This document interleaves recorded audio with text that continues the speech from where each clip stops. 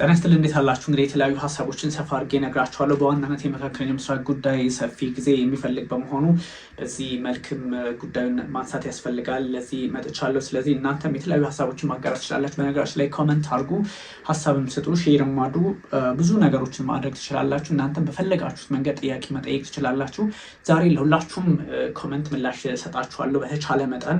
ሰው እናንተ ኮመንታችሁን መቀጠል ትችላላችሁ። በአብዛኛው ግን አሁን ያለው ሁኔታ የዓለም ፖለቲካ ስርዓት ምን እየሆነ ነው የሚለውን ማየትም ያስፈልጋል። ከዛም ባሻገር አንዳንድ ጉዳዮች በጣም አነጋጋሪ በሆነ መንገድ መልካቸውን እየቀየሩ ይገኛሉ እና እነሱ ምንድን ናቸው የሚሉትን ማየት ያስፈልጋል። ስለዚህ እነሱ ላይ ትኩረት እናደርጋለን። ከዛ ውጭ ያለውን ጉዳይ ሀሳቦችን ማጋራት ትችላላችሁ። በመካከለኛው ምስራቅ ፖለቲካ ላይ ሰፋ ያለ ትንታኔ ያስፈልጋል። ስለዚህ እሱ ላይ ትኩረት ማድረግ አለብን። እንግዲህ እኔ ዝም ብዬ አይደለም የምነግራችሁ በነገራችን ላይ ወይም ደግሞ ጊዜ ሲመጣና ሲሄድ እንዲህ አይነት ነገር ሳይሆን በትክክል ምንድነው አንድምታው የሚለውን ነው የምነግራችሁ። በዋነኝነት እንግዲህ ፕሬዚዳንት ዶናልድ ትራምፕ በሆርሙዝ ሰርጥ ያለው ጉዳይ መፍትሄ ካላገኘ ጥቃታችን አጠናክረን እንቀጥላለን የሚል ነው ሀሳብ ያጋሩት። ስለዚህ የፕሬዚዳንት ዶናልድ ትራምፕ ሀሳብ ብዙ ጊዜ እንደዚህ ሲሉ ምን ማለታቸው ነው በሚል ብዙ ሰዎች ሀሳባቸውን ያጋራሉ። አንዳንድ ሁኔታዎች ግን መልካቸውን እየቀየሩ መጥተዋል። በዚህ ጦርነት ማን አሸናፊ ሊሆን ይችላል፣ ማንስ ጎልቶ ሊወጣ ይችላል የሚሉ መረጃዎችንም እንደሱ ማጋራት ያስፈልጋል እና በዚህ ጉዳይ ላይ ብዙ ጥያቄዎች አሉ። በዚህ ሰዓት ከሌ አሸናፊ ከሌ ምናምን፣ ግን ይህን ጦርነት ዝም ስመለከተው አሁን ባለ ሁኔታ በተወሰነ የድርድር መጠን የሚጠናቀቅ ነው። ምክንያቱም አሁን አንዱ በበላይነት ያጠናቀቀዋል ብለን የምንወስድበት ጊዜ አይደለም። አንዳንድ ቴክኒካል ነገሮች አስቸጋሪ እየሆኑ መጥተዋል። አንዱ የበላይ ሊሆን ቢችልም እንኳን ለምሳሌ አሜሪካና እስራኤል በሚፈጽሙት ጥቃት፣ በቴህራን ላይ በሚፈጽሙት ጥቃት እና በተመለከትናቸው ጉዳዮች ጠንካራ ፓወር ለማሳረፍ ቢሞክሩም ግን እነሱም ደግሞ በጣም በተራዘመ ጊዜ ጦርነት ከኢራን ጋር መፋለም እንደማይችሉ አንዳንድ ጉዳዮችን እየተመለከት ነው። ያ የሆነው እንግዲህ የኢራን በጣም በርካታ ሚሳይሎችን መጠቀምና ኢራን የትኛውንም ቦታ ያገኘችውን ሁሉ ወደ መምታት አዝማሚያ ውስጥ በመግባቷ ገልፎቹን መምታት በመጀመሯ ስጋት ነው። ስለዚህ እንደምንም ብላ እንደው ሌላውን ትተን ኢራን በዩኤስኤስ አብርሃም ሊንከን እና ዩኤስኤስ ጀራልድ ፎርድ ላይ እንደምንም ብላ ከሁለት አንዱ ብታወድም የአሜሪካ ጦር በእጅጉ ፈተና ይጋረጥበታል። ስለዚህ እንደዚህ አይነት ነገሮች ደግሞ አሜሪካ ትልቅ የቤት ስራ ዓለም ላይ አላት። እሱን የቤት ስራዋን ደግሞ በዚህ በመካከለኛው ምስራቅ ኢራንን ለማጥፋትና ኢራን ጋር ለመዋጋት በሚል ብዙ የቤት ስራዎቿን ችላ ብላ የምትቀጥል ሀገር አይደለችም። ግን ብዙ ሰዎች እንደሚሉትና እንደሚያስቀምጡት አይደለም። ነገሮች መልካቸውን እየለወጡ እንደሚሄዱ ማሳያዎቹ በጣም እጅግ የበዙ ናቸው። እስራኤልና አሜሪካ በኢራን ላይ እንግዲህ ከከፈቱ ወዲህ በጠቅላላው ህይወታቸውን ያጡ ሰዎች ቁጥር ኢራን ላይ 2340 ደርሷል። ይሄ ቁጥር እንደሚጨምር ግልጽ ነው። ግን በእስራኤል በኩል ምን ያህል ሰዎች ህይወታቸውን አጥተዋል የሚሉት እስካሁን 12 ሰዎች ህይወታቸውን እንዳጡ ተረጋግጧል። በአብዛኛው ደግሞ እስራኤል እና አሜሪካ ኢራን ላይ የፈጸሙትን ጥቃት በተመለከተ ውድመቶቹን ይነገራል እንጂ ከኢራን እስራኤል ምን ያህል ጉዳት እንደደረሰባት ወይም ደግሞ ኢራን እስራኤል ላይ ያደረሰችውን ጉዳት በግልጽ አይቀመጥም። ይሄ ለምንድን ነው የሆነው የሚል ጥያቄ የምታነሱ ሰዎች አላችሁ። ኦብቪየስሊ እንደዚህ አይነት ነገሮች እነሱም በዛኛው ፕላትፎርም ነግራችኋለሁ። እንደዚህ አይነት ነገሮች የሚደረጉት በአብዛኛው የእስራኤል ውስጥ ያሉ ሚዲያዎች ጉዳያቸውን ከብሔራዊ ጥቅም አንጻር ስለሚቃኙትና በዓለም ላይ ያሉ ደግሞ ግዙፎች ተጽዕኖ ፈጣሪዎቹ በተለያየ መንገድ ማኒፕሌትድም ስለሆኑ መረጃ ማውጣት የማይችሉበት አጋጣሚ ስለሚፈጠር እስራኤል መጠና የምትፈልገውን ለሕዝቧ ሞራልና ለዓለም ፖለቲካ የሚበጀውን ስላችሁ ከራሷ የፖለቲካ ጥቅም አንጻር የሚጠቅመውን ይሄ ብላ ቆጥራ ስለምትሰጥና ሚዲያዎች በዛ ልክ በተቆጠረ መንገድ ስለምናቀርብ ነው።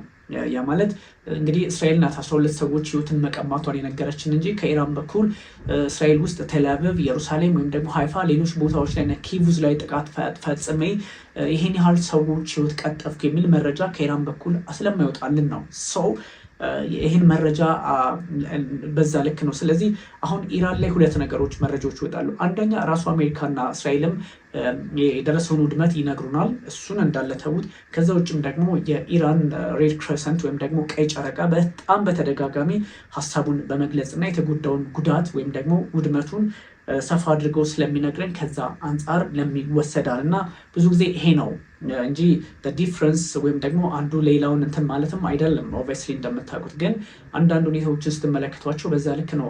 ስለዚህ ኢራን ውስጥ ያለውን ውድመት የሚነግሩን እነማን ናቸው ሲባል ኢራን ውስጥ ያለው ቀይ መስቀል ኢትዮጵያ ውስጥ የሚባለው ወይም ደግሞ ቀይ ጨረቃ በእነሱ ማለት ነው እሱ ነው ሬድ ክሬሰንት ወይም ደግሞ ሬድ ክሮስ በሚነግሩት ሀሳብ መሰረት ይሆናል። በዛ ውጭም ደግሞ የኢራን የውጭ ጉዳይ ሚኒስትር ሰይድ አባስ አራግቺ በተደጋጋሚ የወደመውን ውድመት ህይወታቸውን ያጡ ሰዎችን ቁጥር ጀኑዊንሊ ስለሚናገሩ ነው። በእስራኤል በኩል ግን አንደኛ እስራኤል ራሷ ፈቅዳ ካልሰጠችን ወይም ደግሞ እስራኤል ራሷ በዚህ ልክ ነው ጉዳት የደረሰብኝ የሚለውን ከማስቀመጥ የተሻገረ ሌላ ሀሳብ መስጠት አይቻልም። ምክንያቱም የማይቻልበት ኢራን ይሄን ያህል ሰዎችን ህይወት አቀጠፍኩኝ ጎዳሁኝ የሚል መረጃ ብታገራ ኖሮ በኢራን እንደዚህ እስራኤል ውስጥ እንደዚህ አይነት ጥቃት ስለፈጸመች እንደዚህ አይነት ብላለች፣ እስራኤል ደግሞ እንዲህ ትላለች ብለን ልናስቀምጥ እንችል ነበረ። ግን በሁለቱም በኩል መረጃዎች ስለማይወጡ ነው እና ብዙ ጊዜ እንደዚህ አይነት ጥያቄዎች ስጠይቁ ስለምሰማ ነው። ጀስት ፎር ዳት እንግዲህ እስራኤልና አሜሪካ በኢራን ላይ ጥቃት ከከፈቱ በኋላ 2399 እንግዲህ ያ ማለት ሶሪ 1334 ምናምን የሚሆኑ ሰዎች ብቻ ነበሩ በኢራን ላይ እንግዲህ ህይወታቸውን ያጡት እና እስራኤል ላይ 12 ሰዎች ህይወታቸውን አጥተው ነበረ። ቅድም የነገርኳችሁ በዛ ልክ አይደለም። እስራኤልና አሜሪካ በኢራን ላይ ጥቃት ከከፈቱ አንስቶ 2239 የሚሆኑ ሰዎች ጉዳት ደርሶባቸዋል። የት ነው ጉዳት የደረሰባቸው? እስራኤል ውስጥ ማለት ነው። ስለዚህ እስራኤል ውስጥ ጉዳታቸው የደረሰባቸው ሰዎች 2339 ደርሷል። ቀላል አይደለም። የእስራኤል ጤና ሚኒስቴር እንግዲህ ሚኒስትሪ ኦፍ ሄልዝ ነው ያሳወቀው። ስለዚህ እዛ ልክ ነው እንትን ያለው 95ቱ አሁን ድረስ ሕክምና ላይ ወይም ደግሞ በህክምና ክትትል እየተደረገላቸው እንደሚገኝ ተነግሯል። ኢራን እንግዲህ ጥቃት ከተከፈተ በኋላ በእስራኤልና በሌሎች መካከለኛው ምስራቅ ሀገራት ወይም ደግሞ በገልፍ ሀገራት ላይ ጥቃት በመሰንዘር ላይ የምታገኝ ሀገር ናት። ከዛ ውጭ 191 ሰዎች ሆስፒታል ተወስደዋል።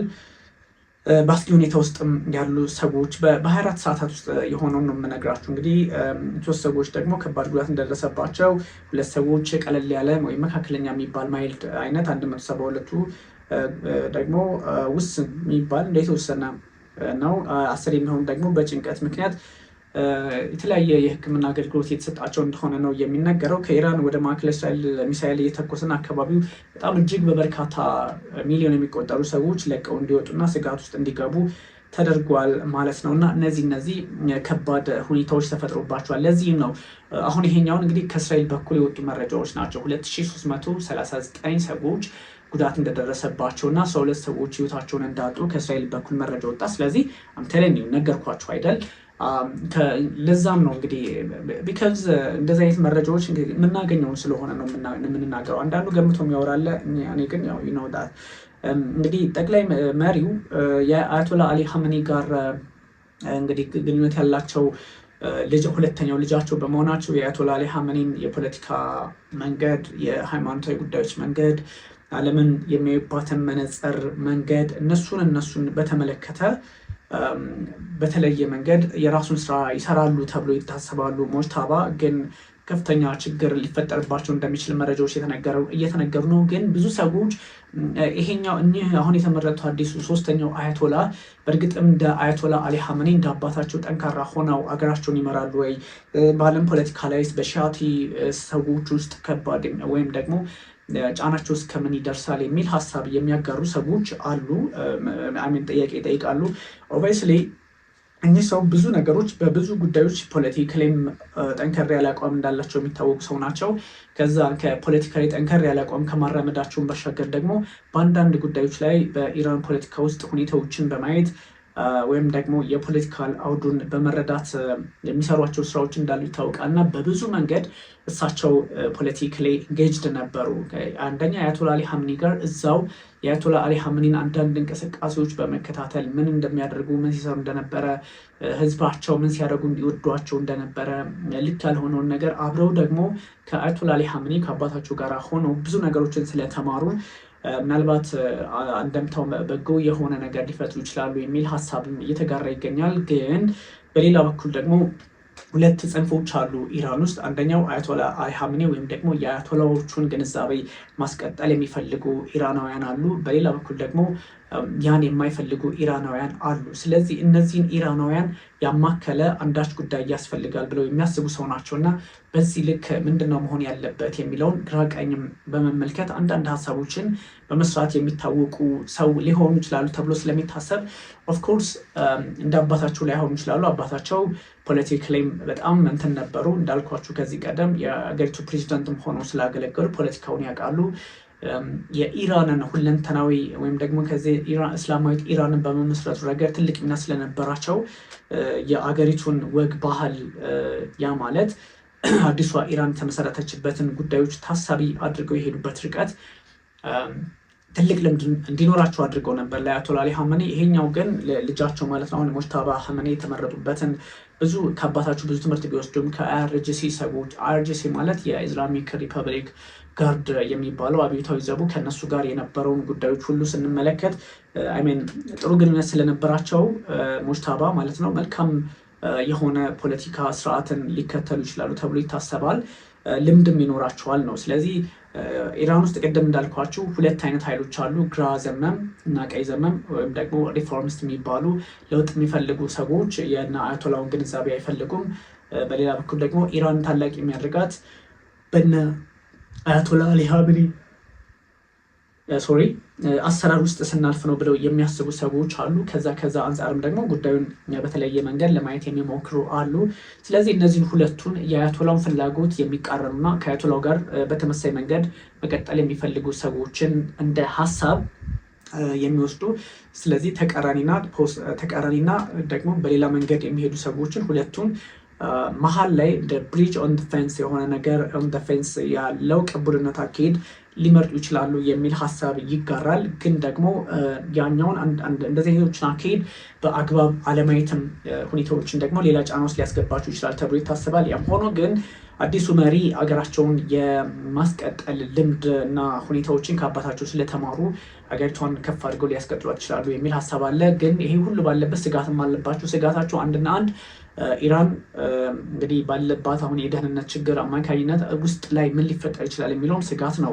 ቢካውዝ የሻኸው የነ መሐመድ ረዛ ፓህላቪ የእሱ መንግስት አሜሪካ ሆኖ እንግዲህ ከአባታቸው ከድሮ ማለት ነው እሱን ኢራን ውስጥ መተግበር የሚፈልጉ ሰዎች አሉ።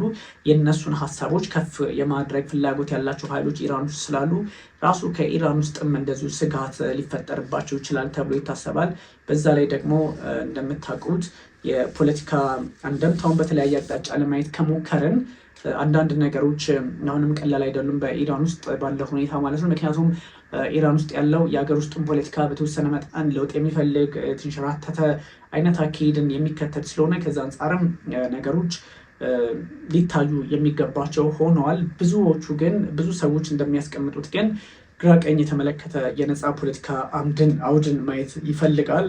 አንደኛው ስጋታቸው የሀገር ውስጥ ነው። ሁለተኛው ስጋታቸው ደግሞ ኢራን በየትኛውም መንገድ እስራኤል በየትኛውም መንገድ አድና ህይወታቸው ላይ አደጋ እንደምትፈጠር ስጋትም አለ፣ የተነገረም ነው።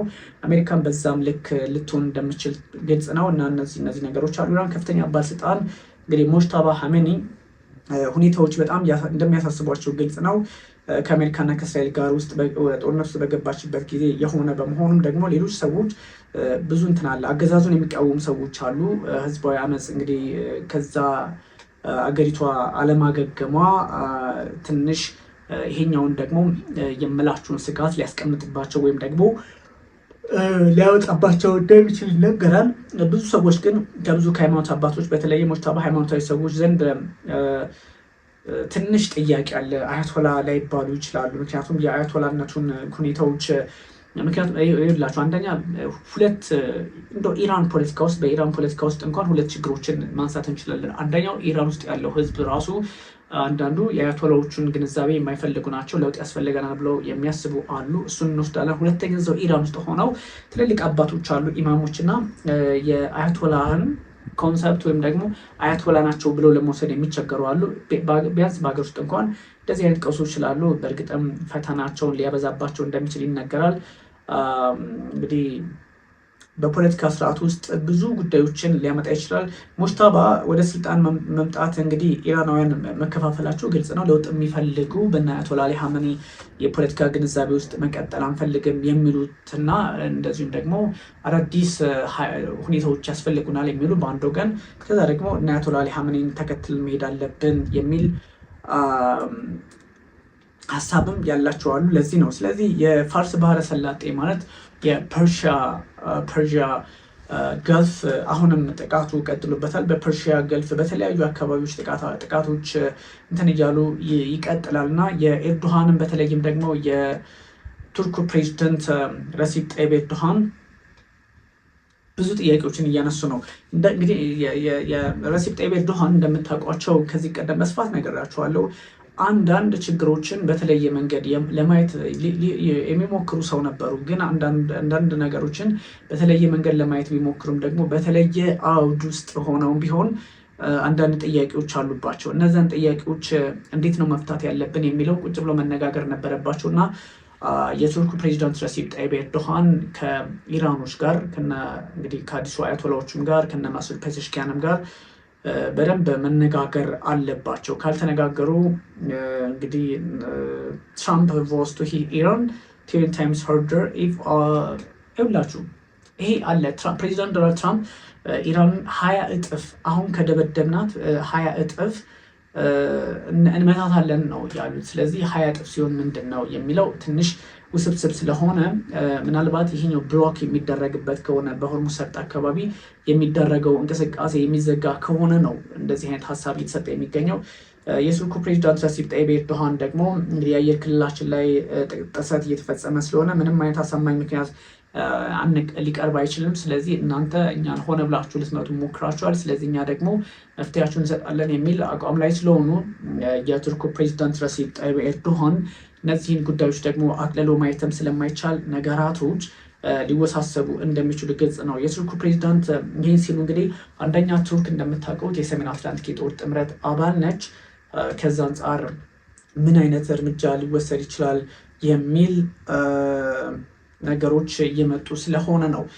በዛ ላይ ኢራን ኔታንያሁ እንግዲህ የኢራን አገዛዝ እየሰባበርን ነው የሚል ወይም ደግሞ እያወደምን ነው ዲስትሮይ እያደረግን ነው የሚል ሀሳብ መስጠታቸውን ተከትሎ ደግሞ እናንተ እነማን ስለሆናችሁ በምንም መንገድ በምንም የፖለቲካ ፍላጎት ውስጥም ብትሆኑ እኛ ለማንም ይሁን ለማን አስቸጋሪውን ጊዜ የምንፈታው በራሳችን መንገድ ነው በሚል የኢራን ፖለቲከኞችም እንደዚሁ የሙጥኝ ብለዋል እና ይሄ በቀላሉ የማይታይ ነው። ስለዚህ እያንዳንዱ ሰው እያንዳንዱ የፖለቲካ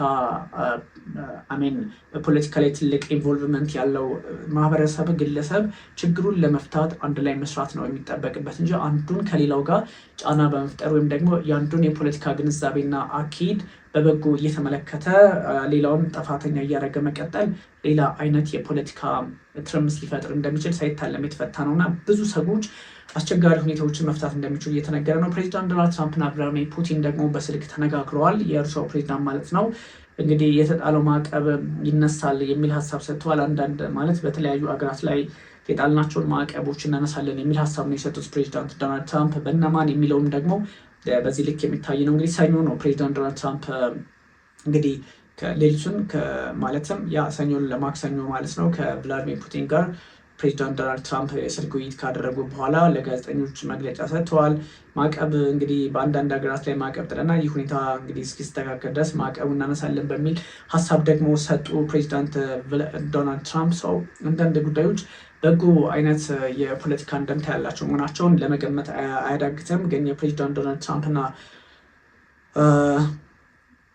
የፕሬዚዳንት ቭላድሚር ፑቲን በስልክ ማውራት አንዳንድ ጉዳዮችን መልካም ሊያደርግ ይችላል ተብሎ ይታሰባል። ግን ብዙ ሰዎች በሚያስቀምጡት ልክ ደግሞ ፕሬዚዳንት ዶናልድ ትራምፕ ጉዳዩን የሚያዩበት መንገድ ሊንሸዋረር ይችላል፣ ልክ ላይሆን ይችላል የሚል ሀሳብም አለ። ሰው የትራምፕ በአንዳንድ ጉዳዮች ላይ ያላቸው አቋም በጎ ካልሆነ የመካከለኛው ምስራቅ ጦርነት አሁንም ሊቀጥል ይችላል ነው። ፔት ሄግሴት የአሜሪካ መከላከያ ሚኒስትር ፔት ሄግሴት እንግዲህ today will be most intense of US war on Iran as people in Tehran describe strikes to እንግዲህ የዛሬ ሞስት ኢንተንስ አደገኛ ጥቃት ኢራን ላይ ይፈጸማል የሚል ሀሳብ ነው የሰጡት ፔት ሄግሴት ማለት ነው። no nation takes more precautions to ensure no target civilian then the US ያ ማለት የእስራኤል የአሜሪካ መከላከያ ሚኒስትር ፔት ሄግሴት is asked about where measures the Pentagon is taken to minimize civilian casualties and strikes inside Iran የሚል ሀሳብ መጥቶ ነበረ። No nation takes more precautions to ensure there is never targeting of civilians than the United States of America ነው ያሉት። አሜሪካ ለንጹሃን ዜጎች ምን ያህል ከለላ ታደርጋለች በኢራን ውስጥ ጥቃት ሲፈጸም የሚል ሀሳብ የተሰነዘረላቸው ፔት ሄግሴት በየትኛውም አገር በየትኛውም ዓለም እንደ አሜሪካ ለንጹሃን ፕሪካሽንስ በመስጠት ቅድሚያ ማስጠንቀቂያ በመስጠት ጥቃት የሚፈጽም ማንም ሀገር የሚወዳደራት የለም የሚል ሀሳብ ነው የሰጡት ፔት ሄግሴት። ስለዚህ እስቲ ሁኔታዎች ምንድናቸው የሚሉትንም ማየት ያስፈልጋል። እንግዲህ ሁሉም ነገር እጅግ አስቸጋሪ ሊሆኑ እንደሚችሉ ግልጽ ቢሆኑ open source is not the place to determine what did and did not happen ለተፈጠረውና ላልተፈጠረው ማንም እኛ ጂጅ ሊያደርገን አይችልም የሚል ሀሳብ ነው የሰጡ። US missile hit a military base near a school in Iran በኢራን ትምህርት ቤት አቅራቢያ እንግዲህ በአንድ ትምህርት ቤት አቅራቢያ የሚሊተሪ ጦር ሰፈር ነው የመታ ነው እንጂ ንጹሃንን አይደለም የሚል ሀሳብ ነው የሚሰጡት። ግን አንዳንድ ቪዲዮዎች የኤክስፐርት ቪዲዮ አናሊሲስ እንግዲህ ቶማሃውክ የተሰኘው የአሜሪካ ሚሳይል የሚሊተሪ ቤዝን ከአንድ የመጀመሪያ ደረጃ ትምህርት ቤት አቅራቢያ ጥቃት እንደሰነዘረበት ተናግሯል። ያ ማለት በሳውዘርን ኢራን በደቡብ ኢራን አካባቢ እዚህ ላይ 168 ሰዎች ህይወታቸውን አጥተዋል። ከነዚህ ውስጥ 110ሩ ህፃናት ናቸው እና ይሄኛው ምርመራ እንዲደረግበት የተለያዩ ጥያቄዎች ሲጠየቁ ነበረ። እንግዲህ ብዙ ነው። our will is endless ብለዋል ሄግሴት። the official are asking what stage of the war we are at to የአሜሪካ የጦርነቱ እንግዲህ ምንድን ነው ያላት አላማዋ ምን ላይ የሚቆም ነው የሚል ጥያቄ የተነሳላቸው መከላከያ ሚኒስትሩ our will is endless but ultimately the president gets to determine the end state of those objectives እንግዲህ የአሜሪካ ፍላጎቶችና አሜሪካ የምታስባቸው አንዳንድ ጉዳዮች ላይ ኢንድለስ ናቸው ወይም ደግሞ ብዙ ናቸው። መቋጫ ላይ ፍላጎታችን መቋጫ የሌላቸው ናቸው ማለት ብዙ ልምዶች ብዙ ፍላጎቶች አሉን ነው። ብዙ ፍላጎቶች አሉን ሲባል በምን ሁኔታ እነዚህን ችግሮች መፍታት አለብን ስለሚለው ደግሞ እዛው አንዳንድ ሀሳቦችን ማስቀመጥ ነበረባቸው። ግን Israel has been a strong partner and that the US has stayed focused on its own objectives ምንድን ነው ያሉት አሜሪካ እስራኤል የአሜሪካ ቁልፍ አጋር ናት፣ ስትሮንግ የሆነች አጋር ናት ለዘመናት። ግን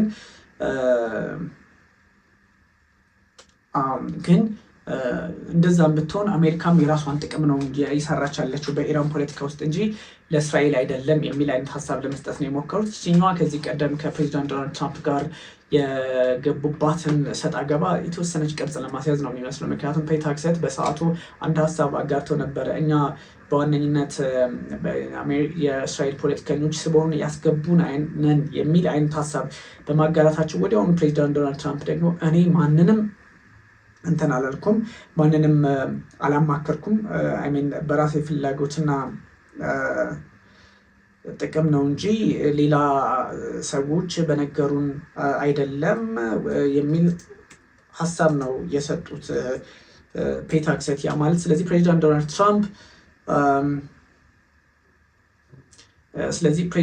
ትራምፕ የሰጡት ሀሳብ እኔ በማንም ሀሳብ ተስቤ ወይም ደግሞ ማንም እኔ ስላለኝ ሳይሆን በራሴ መንገድ ጦርነቱን ቀስቅሸዋለሁ የሚል ሀሳብ ስለሰጡ እሷን ለማስተባበል በሚመስል መልኩ ነው እንግዲህ የመከላከያ ሚኒስትሩ ፔት ሄግሴት ከፕሬዚዳንት ዶናልድ ትራምፕ ጋር የፈጠሩትን ልዩነት ድጋሚ ለማስተካከል የሞከሩት። US Defense Secretary threatens to hit Iran harder if oil blocked። ይሄ በሆርሙዝ ሰርጥ አካባቢ ያለው ነዳጅ አሁንም ጠንካራ እየሆነ በመቀጠሉ በዛ አካባቢ ያለው የነዳጅ ሁኔታ አስቸጋሪ እየሆነ በመቀጠሉ ያን የነዳጅ ፖለቲካ መፍትሄ ለመስጠት ማድረግ ያለብን ምንድን ነው የሚለውን ለማየት ይመስላል እና ፕሬዚዳንት ዶናልድ ትራምፕ ያስቀመጡት ሀሳብ በዛ ልክ በዚህም በዛም ተብሎ መሳካት አለበት የሚል አቋም አለ። ፕሬዚዳንት ዶናልድ ትራምፕን በሆርሙዝ ሰርጥ አካባቢ ያለውን ማለፊያ ኢራን የማትከፍት ከሆነ ከባድ ጥቃት ይሰነዘርባታል የሚል ሀሳብ ነው የሰጡት ፕሬዚዳንት ዶናልድ ትራምፕ።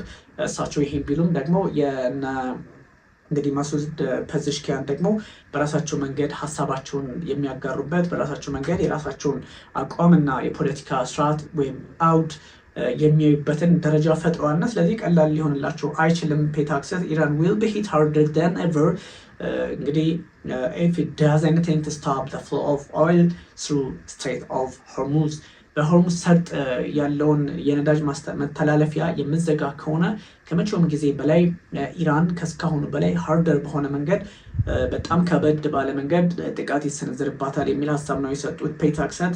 እነዚህ ጉዳዮች ግን እስከምን ሊያስቀጥሏቸው ይችላሉ የሚለውን አስቸጋሪ ነው። ሞር ዛን 50 Iranian naval ships destroyed claims US Air Force General ከ50 በላይ የአሜሪካን ቅድም እንደነገርኳችሁ ከ50 በላይ የኢራኒያን የናቫል ወይም ደግሞ የባህር ኃይል መርከቦች መትቻለሁ በሚል የአሜሪካ ኤርፎርስ ጀነራል ዳን ኬን ሀሳብ ሰጥተዋል። እንግዲህ ጆይንት ቺፍ ኦፍ ስታፍ ይሄ ጠቅላይ አዛዡ ማለት ናቸው። እሳቸው ሀሳብ ሰጥተዋል።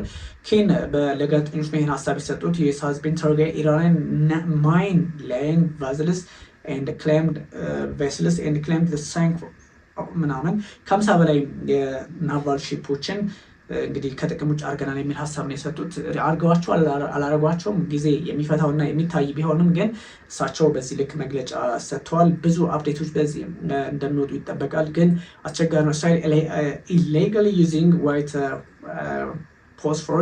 ፎስፎረስ ኢን ሊባኖን HRW ያወጣው መረጃ አለ። ይሄኛው እንግዲህ በመንግስታቱ ድርጅት እየተከለከለ ነው እና እሱን ተጠቅማለች የሚል ሀሳብ ነው የሰብአዊ መብት ተሟጋቾች ሲወጡ የሚገኙት። ዩኤስ ሃዝ ሜድ ሲግኒፊካንት ፕሮግረስ ኢን ሊሚቲንግ ኢራንስ ሚሳይል ካፓቢሊቲስ። አሁንም እንግዲህ መግለጫ የሰጡ በነበረበት ሰዓት የወጣ መረጃ ነው። ኬን እንዳሉት ቺፍ ኦፍ ስታፉ ዩኤስ ኤርፎርስ ጀነራል ኬን ዳንኬን እሳቸው እንግዲህ ያሉት የሚሳይል አቅሞን የኢራንን ገተነዋል፣ በጣም ሲግኒፊካንት በሚባል ደረጃ ገተነዋል፣ መግታት ችለናል የሚል መረጃ ነው ያጋሩት። የእስራኤል ኢራንስ ላሪጃኒ ሪፊውዝ ሪባፍ ትራምፕስ ኤምፕቲ ትሬትስ የኢራንስ ሱፕሪም ናሽናል ሴክሬታሪ ካውንስል ሴክሬታሪ ናቸው። ይሄ ማለት የኢራን ብሔራዊ ምክር ቤት ከፍተኛ መሪ ናቸው። አሊ ላሪጃኒ ይባላሉ። ባይዞ በጣም ቁልፍ ፖለቲከኛ ናቸው። ቁልፍ ፖለቲከኛ ብቻ ሳይሆኑ ኢራንን እጅጉን በጣም ፖለቲካሊ ማቹርድ በሆነ መንገድ በመምራት የሚታወቁ ናቸው እና አሊ ላሪጃኒ ያሉት ሶሻል ሚዲያ ፖስት ባይ ፕሬዚዳንት ትራምፕ ዋሽንግተን ዊል ሂት ኢራን 20 times harder if it continues to stop the commerce of oil through the Strait of Hormuz የሚል 20 times of harder ከዚህ ቀደም ከነበረው 20 እጥፍ መታታለን የሚል ሀሳብ በመስጠታቸው ነው ፕሬዚዳንት ዶናልድ ትራምፕ ይህን ላሪጃኒ ባዶ ዛቻ ወይም ደግሞ ጉራ የሚል ሀሳብ የሰጡትና ትንሽ እንደዚህ አይነቶቹ ሰጥ አገባዎች ወዴት ሊያመሩ ይችላሉ የሚለውም እንደዚሁ በስጋት መልክ የሚታዩ ሆነዋል።